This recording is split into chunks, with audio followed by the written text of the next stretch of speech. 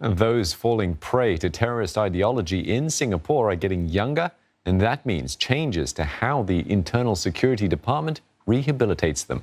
It includes teaching skills to discern online rhetoric. Such methods will also apply for the 16-year-old boy who was recently detained for plotting attacks on mosques. Authorities are identifying an appropriate Christian counselor for him.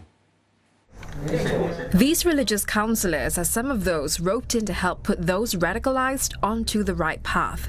But with more young people now falling prey, methods to rehabilitate them have evolved. It includes teaching critical thinking skills to discern online rhetoric.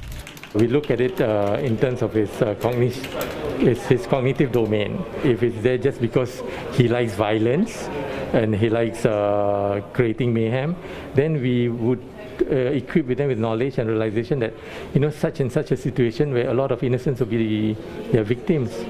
And upon realizing that, I think they would be able to come back on track.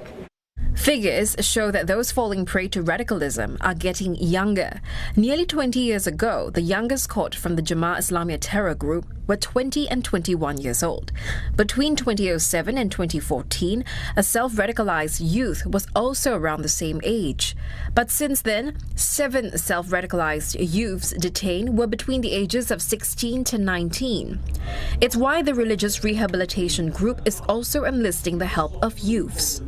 It is a 10-week structured program where we get youth from the age of 15 to 25 to come in to meet with our religious council. Upon graduation, these youth are equipped with some of these narratives. So therefore, they help us to change some of our contents, which is more structured and more traditional in terms of text, into videos, into infographics.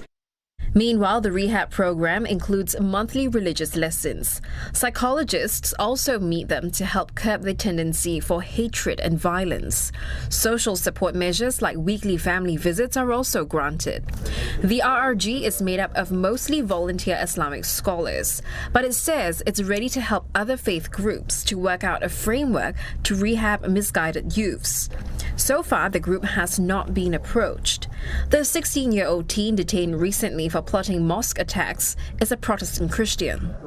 What we can do is we'll be able to share our case studies with them, share with them the template that we already have in different formats, so that they are able to start not from scratch, but already a ready-made template available for them to polish and customize it to their individual needs.